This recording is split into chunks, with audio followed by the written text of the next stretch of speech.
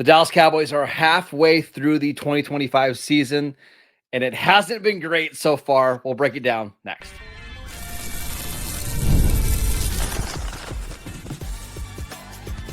You are Locked On Cowboys, your daily Dallas Cowboys podcast. Part of the Locked On Podcast Network, your team every day. Welcome back to the Locked On Cowboys podcast, part of the Locked On Podcast Network, your team every day. We'd like to thank you for making us your first listen of the day. Today's episode is brought to you by FanDuel. Right now, new customers can bet just $5, and if your bet wins, you'll get $300 in bonus bets to use across the app. Welcome back. I am your host, Marcus Mosher. He is Landon McCool. And on today's show, we're going to take a look at the Cowboys rookie class through the first 8 games of the season. But Landon, let's do a big picture, right? We've seen this Cowboys team through half the year so far. Where are we? What's the direction? What are the vibes around this team? And I know it's hard to do this after a loss, especially when you give up 44 points. But just based on what we've seen in these first 8 games, what are your overall impressions? Yeah, I mean, I think my overall impressions are that you have an offense that you can win with, but your defense is clearly, hamstringing you to the point where it's almost pointless, right? Like, I mean, you're at 3-4-1, so you're not like, completely, at the bottom of the NFL at any point. But the catch of the matter is that it's a very parity-filled league, especially this year, and there's a lot of teams kind of in this area. And being one game under 500 may, rank you 14th or 15th, in the NFC, you've got a lot of teams that only have 2 or 3 losses, which makes it even harder. And I think that, in some other years, you feel like you could slightly improve the defense some more, go out and maybe make a little bit of a run. But I just think that we've seen too many examples now of the Cowboys getting just absolutely destroyed by really just not top end offenses. And I think that's really where, even if you're trying to fool yourself into believing that, you can get into the tournament and, maybe something will happen. Like, this team isn't even like producing turnovers, like at least with the 2020, 3 or even the 2021 offenses, or maybe not 2021, but 2022 defenses. You felt like they were bad, but maybe they could create a big play, right? Maybe they could create a turnover, get you the ball back, and at least put you in a position.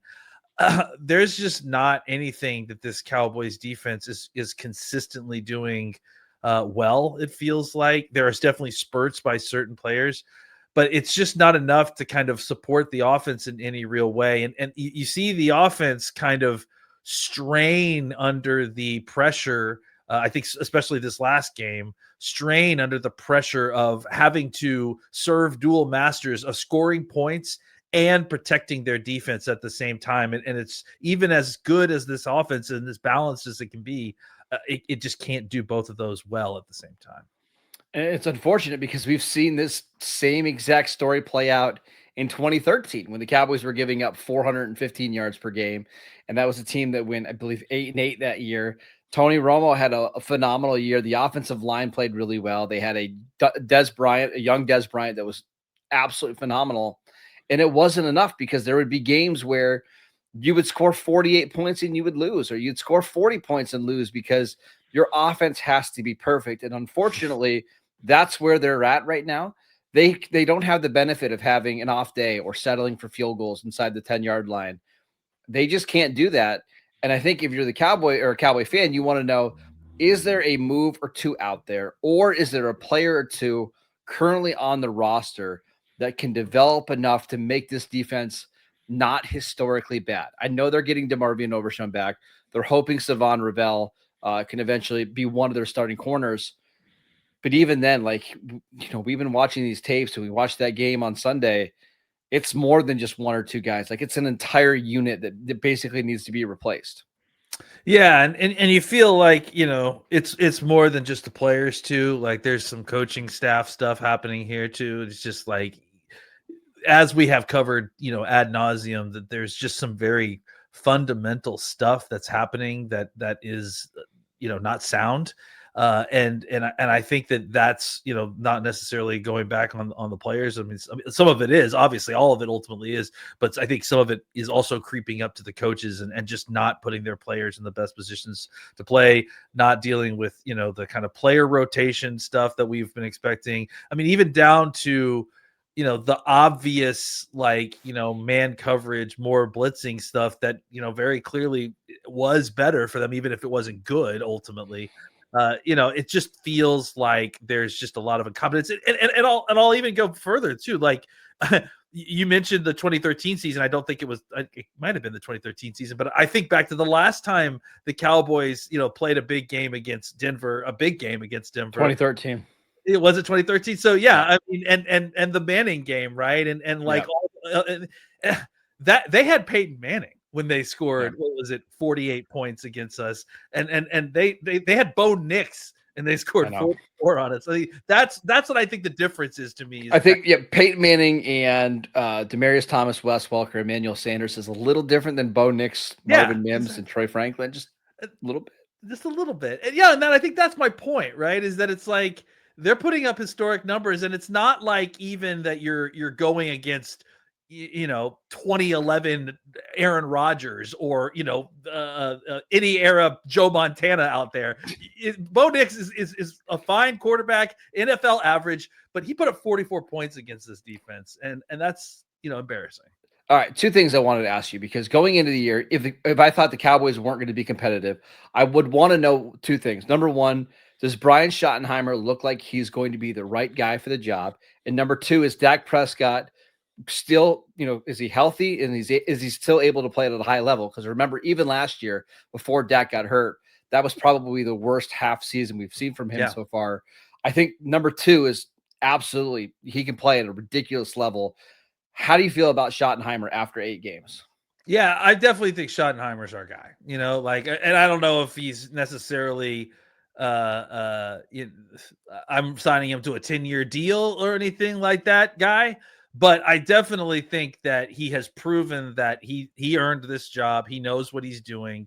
He's done a good job calling this. Like the things you worried about with Shotty, he's passed with flying colors. So I certainly think that I feel good enough about this job that Shotty has done as a head coach, and even drilling down a little bit as the play caller who's having to be the head coach, which was something that we were very specifically worried about, is him taking on the role of both. He's handled that very well. I think we can obviously argue about some individual, choices that were made. Absolutely. But I think, from a pass or fail level of this situation, he's past that situation. So I do feel good about, the core of this offense, the head coach of this team, and the play caller. I do feel good about that going into next year. I think the questions about this team are about defensive personnel and maybe coaching on that side as well. He still has a lot of growing to do. Like, there's no doubt about that. He's a first-year head coach, but he doesn't seem overwhelmed, and it doesn't feel like it's too big for him. And he's talked about, like, there's calls that he needs to make, but this isn't a situation that's happened across the NFL where these guys get jobs and halfway through the year, like, it's over. The best example that I'm thinking off the top of my head is like Joe Judge in New York. Like, you remember how fast the Giants fans turned on Joe Judge? Yeah. I don't think it's that. I think for Schottenheimer, it's going to be imperative that he gets the right defensive coordinator to be paired with for the next 3 or 4 years. Yeah. And I just don't think that's Matt Eberflus right now. Yeah. And look, I think it's been pretty clear that these Cowboys coaches gain more influence, in decision making as they go when they're with Dallas, and the hope is that he's going to gain more influence there, right? And to kind of, because you do feel like the influence that he had on some of the coaching staff on the offensive side of the ball was positive, and that was part of the thing that we were happy about with his choices coming in. But so I do, I mean, again, I think for the things that we were concerned about, if we're speaking to our preseason selves about the season, right? I think the thing that we can say is I do think that Schottenheimer is at least worth a guy that's continuing to move forward with. I think that Dak is still the quarterback that we thought he was. I think that you are going to be shocked with how much worse this defense was than you expected. All right, let's talk about the rookie class because it's been an up and down performance from this rookie class so far. Let's talk about Tyler Booker next. I'm Cody Rourke from Locked On Broncos, and this episode is brought to you by Peloton. Peloton is shaping the future of fitness with the brand new Peloton Cross-Training Tread Plus, powered by Peloton IQ. This is Peloton's most advanced equipment yet, giving you real-time guidance and endless ways to move, whether you're running, lifting, or you're cross-training with your favorite instructors like Alex Toussaint. It's training reimagined to make your workout more personal. Peloton is built for breakthroughs with features that help you plan, stay motivated, and hit peak performance. You can let yourself run, lift, flex, and go while Peloton handles all the rest. Plus, Peloton IQ provides real-time strength coaching, tracking your progress and suggesting weights that challenge you so you can get stronger. Plus, the new movement tracking camera, it counts your reps and corrects your form in real time, making sure every rep is safer and smarter. So let yourself run, lift, flex, push, and go. Explore the new Peloton Cross-Training Tread Plus at onepeloton.com. Welcome back to the Locked On Cowboys podcast. We'd like to thank you for making us your first listen of the day. We're discussing the Cowboys rookie class, and let's start with Tyler Booker, the guard that they drafted from Alabama at pick number 12. I actually thought that his best two games of the season have come in the last 2 weeks.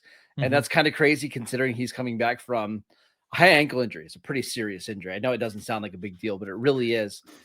What have you seen from Booker so far? I'm laughing because it didn't seem like a very serious injury to him, which is pretty funny.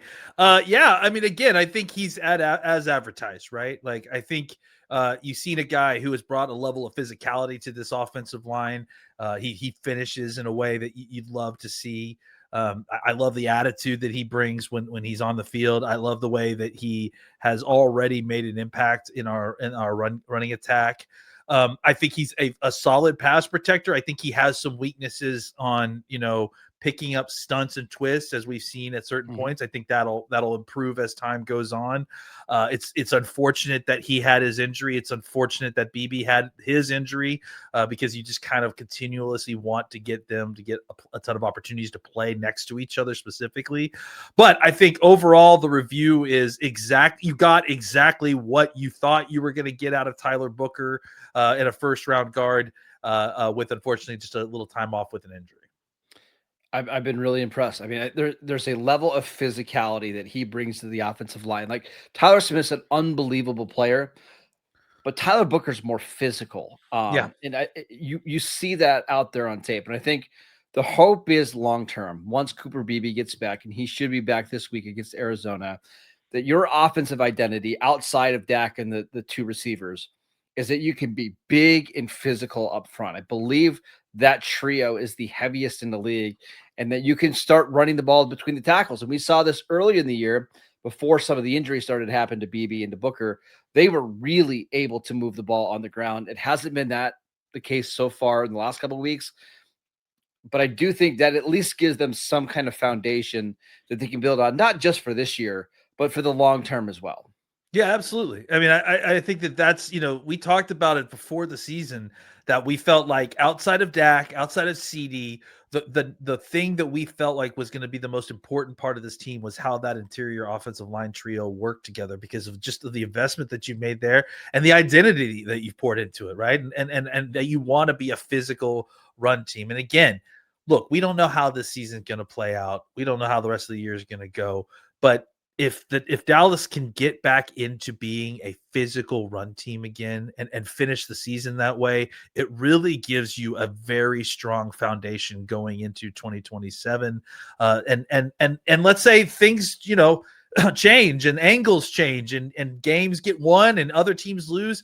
Having that physical run game at the end of the year, if you are to suddenly somehow get into the playoffs, it will be another tool in your tool bag to kind of help protecting your defense. So Tyler Booker is going to be a huge part of that. I think we can debate whether the Cowboys got the most value drafting a guard at 12 And now that they traded Micah, maybe you could have used that pick on defense to build up that unit. But one of the things we can't dismiss is that it seems like Booker's going to be a really good player. That's something I want to make sure that we're talking about. Like, he's actually surpassed a lot of my expectations already, because I had some concerns about him, as a pass blocker, and they're still there, but he can be such a dominating run blocker that I think you're willing to live with some of the warts that come in the pass game. Yeah, and you talked about it. I think you were trying to find the words, and to me, you're right. Tyler Smith, Booker, who's stronger? Probably Tyler Smith by a hair. I think the difference is that Booker is meaner, right? There's an edge to Booker that I don't think Smith necessarily has. And not that Smith doesn't have an edge. I just think that Booker is like A++ in this area. Like, he's looking to bury dudes. He's looking to put them on the ground. It's like when you had like Tyron Smith and Mark Colombo, right? Like, Tyron Smith's the more physically gifted guy, but Colombo's got a nastiness about him that every offensive line needs. Yeah. Yeah. And again, I just think that he brings an attitude to that offensive interior that, you miss sometimes attitude wise when you don't have Brock Hoffman on the field. But it'd be nicer to have a bigger, nicer Cooper Beebe and then just let the mean guy be Tyler Booker. All right, let's talk about the Cowboys' next pick, Donovan Ezeiruaku from Boston College. A little bit of a slow start out of the gate for Ezeiruaku, but the last couple of weeks have been really good. If you look at Pro Football Focus, and I know their grades aren't the end-all, be-all, but he's the 5th highest graded edge rusher in the NFL since week 5. And a big reason why, he has at least 3 pressures in every single game. His win rate is among the best in the league. He's still a subpar run defender right now, but I will say the Cowboys are giving him more snaps this week. 32 snaps, Sam Williams 17. That is a big change over what we saw in the first month of the season, starting to click for Ezeiruaku. Yeah, and he isn't that bad of a run defender. I mean, he's still, I think, is tied for the team lead for tackles for loss on rundowns. He's already at the lead for QB hits. And as you said, he's obviously been very good as a pass rusher these last few weeks, but just not good enough to get home. And I think pressure, pressure is production, and I think that it does help that he's in there doing it. But you kind of really are missing that other guy to be finishing what he's starting, right? And I think that's what you're missing at this point, is that you needed a guy to kind of be a cleanup to the pressure that he's creating. But overall, yeah, I mean, again, another guy who and not shocking that he had a slow start. I mean, defensive ends usually have a kind of a slow ramp up. Defensive line is not a position that's easy to kind of ramp into quickly into the NFL, and especially if you're not like a ultra high end first round pick. So to see him kind of work his way in and get opportunities, I still think he needs more opportunities. I think he's continuously earned more and more opportunities. And especially when you see some of the other guys and how, Sam Williams is playing and how many snaps he's getting, you just, at this point, especially with the season kind of, hanging in the balance at this point, I need to see more Donovan Ezeiruaku, if only just to kind of get him opportunities to grow, but also because, he just may be your best defensive end. If you give him more and more chances, he may just grow into it. So, I think so far so good. You like what you've seen. You certainly like the trajectory that he's on currently. So win rate is described by Pro Football Focus as beating your block and winning that rep, right? And usually the best edge rushers in the league, Myles Garrett, Micah Parsons, Max Crosby, they're all hovering around 20%, 21% per game. Last 4 games for Donovan Ezeiruaku, 12.1, 20.0, 22.2, 22.2. So don't be discouraged that the sacks aren't coming yet. He is beating his blocks. He's getting in the backfield. He's creating these pressures. We just need to see more of him, and it would help if you got some better play from your defensive tackles and some of the edges opposite of him. But again, through the first half of the season, couldn't be happier with Donovan Ezeiruaku. Yeah, absolutely. And I think he's shown you enough to be excited about what his future holds for sure. Yeah. Real quick, let's mention Savon Ravel. He's still on the NFI list. He is practicing. The Cowboys expect him to be on the field after the bye week. We really don't know what to expect, but we should at least mention him because he was their 3rd round pick. Yeah, I'm excited to see what he looks like, but we haven't seen any of him yet, so it's all just brand new to us. All right, let's talk about the day 3 picks, and really let's talk about Jaden Blue and Shamar James, 2 rookies who are playing quite a bit now. We'll get into those guys next. This episode is brought to you by Rougia. Let's be real. Making excuses doesn't solve anything. We've all heard them before. It's just stress. I'm tired, or it happens to everyone sometimes. But when it comes to performance, sometimes your body just needs a little extra support. And that's where Rougia comes in. Rougia.com offers fast-acting doctor-prescribed treatments for ED designed to help you stop making excuses and start making moves. Rougia makes it so easy to get started. You can connect with a board-certified doctor that's 100% online, so there's no awkward waiting rooms and no in-person appointments. And if prescribed, your treatment gets shipped directly to your door. Visit Rougia.com/LockdownNFL to get 15% off your first order. That is RUGIET.com/LockdownNFL. And don't forget to use our promo code LockdownNFL so they know that we sent you. Rougia, stop making excuses and start making moves. This episode is brought to you by FanDuel. The NBA is back, and there's no better time to get in on the action than FanDuel, the official sports betting partner of the NBA. Even if you miss the start of a game, you can still ride the hot hand. And FanDuel has live bets on everything from who will score next to fourth quarter comebacks. Plus, you can even combine your live bets into a same game parlay for a shot at a bigger payout. It keeps every game more exciting, especially when your team's making that late game push. And right now, FanDuel is giving new customers $300 in bonus bets when your first $5 bet wins. So head over to FanDuel.com to sign up and play your game with FanDuel, the official sports betting partner of the NBA. We'd like to thank you for making us your first listen of the day. For your second listen, check out the Locked On NFL podcast. 2 shows every single day, one in the morning with Tyler Rowland, one in the afternoon with Tony Wiggins, available wherever you get your podcasts. And also, make sure you're checking out the Locked On Cowboys TikTok. Landon does a great job of running that channel over there. So check it out. Lots of good clips, lots of good shorts, all available on TikTok. All right, let's talk about the Cowboys' day 3 draft picks, starting with Jaden Blue. Not the best game to talk about Jaden Blue, but what have we seen through the first half of the year? I think it's taken a lot longer than we all expected for him to kind of get folded into the offense and to really, even to kind of step back for him to even to become active and be on the game day roster.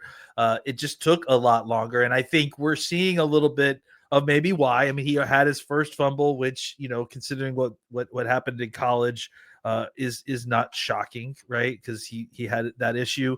Cowboys were able to recover it. And I do think that, you say that it wasn't a great game to kind of talk about Blue, but honestly, I think it was a pretty nice microcosm of Blue, right? He had a couple of big runs, right? Some 12-yard plus runs, one of them which might have been called back for holding, if I'm not mistaken. And then you saw, him fumble the ball and put it on the ground. And I think as of right now, I think if Williams wasn't having such a good season, I think the Cowboys would be in some trouble with Miles Sanders injured. I just don't think that Blue is at the point where, they're feeding him touches in order to try to get him to like grow a little bit, but they're not like in dire straits where they need to have Jaden Blue, be specifically carrying the ball. So I think as it is right now, he's going to be kind of continue to be slow portion his role a little bit, even though he's running back too. Because they have other guys who can carry the football, including Lipke, who can function in that way if they need him to. And they'll just kind of get him on the field a little bit slower than we expected. But I'm hoping that, the amount of explosive plays out of him can increase. I'm hoping that at a certain point he could be a guy that you're looking to turn to for a spark. I think right now it's more about intentionally trying to get a guy snaps so that you can get him experience and hopefully grow the kid. Unfortunately, I just don't think he's somebody that like you're relying on in the future at all, because he just, outside of like 1 or 2 plays, he really hasn't shown us much. They drafted him to be like this explosive guy that can make plays out of the backfield as a receiver. 1 catch through the first 8 games. He was inactive the first half of the year. He's got a fumble. He had a false start. I don't think he honestly, I think he shies away with away from some contact. He doesn't run through contact. That's No, for sure. I mean, he just falls down every time he gets hit. and that's a problem. Like if you're going to be a day 3 running back, you got to be kind of fearless, and that's just not the case right now for Jaden Blue. I hope maybe it turns around in the second half of the year, but watching some of these other day 3 running backs that were picked after him, pretty disappointed by what we've got so far. Yeah, this is a situation where the Cowboys really got saved by just how good Vontae Williams was, right? Oh, Like, yeah. I mean, Yeah. he comes in, and the fact that he is performing so well over expectation that you don't even notice that Miles Sanders is injured. And look, frankly, Miles Sanders was playing better than we expected, at least on a limited role. I mean, there was definitely a point when you were like, man, give all those carries to Williams. But I do think that you saw a little bit better, certainly a lot better from Williams, and maybe even a little bit better from Sanders. But Blue has been, a slow roll out into the lineup and just disappointing when he's gotten his chance. So it hasn't been great so far, and they certainly aren't going to shy away from looking at other explosive backs probably next draft. 2 more rookies real quick, Shamar James and Bridges, who the Cowboys got. He was a 7th rounder, I believe, from the Chargers. I believe, is that correct? Yeah, that's right. The Chargers, yeah. How do you think those 2 guys have played so far? I think James has shown you that, I think James is, again, as advertised, right? Uber athletic Florida guy, in the SEC was able to run and hit and not have to think about a lot and just, be a playmaker.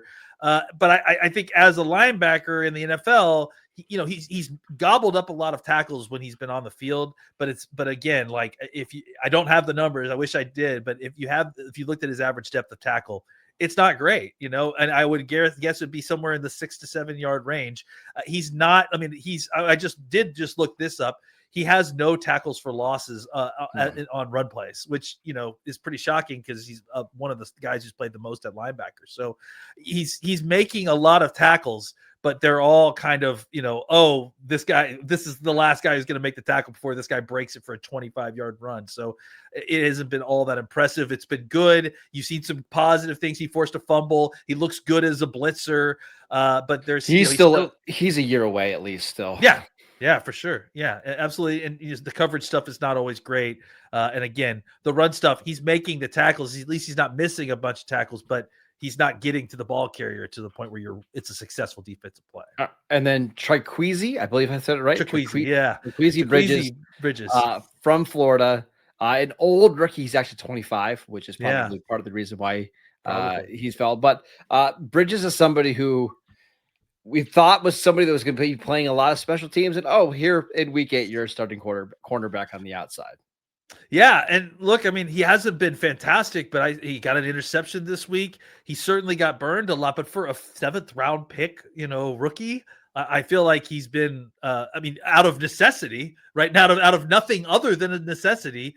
He's been pretty decent, for considering what he is and what he's being asked to do, be the second cornerback, at certain points as a 7th round pick. So I do think he's been solid, and I don't want to throw this kid away because he was put into a difficult situation. Yeah. I hope that he takes this experience, takes his lumps, and then grows from it and becomes a better player as the season goes on. Yeah, he shouldn't be starting, but he's out there because they've had so many injuries and guys have played a lot worse than he has. So again, we'll see. We'll see what it looks like. Maybe by the end of the year, he turns into somebody who you don't mind being on the field.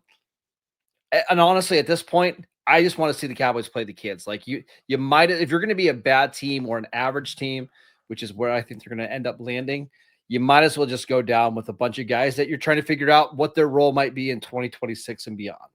Yeah, grow for 27 if nothing else this year. All right, that is it for today's show. We want to thank you for making Locked On Cowboys your first listen every single day. Check out the channel on YouTube. Download the podcast wherever you get your podcasts. We are free and available on all platforms. Follow Landon on Twitter at McCoolBCB. I'm at Marcus _Mosher, and we will see you right back here tomorrow.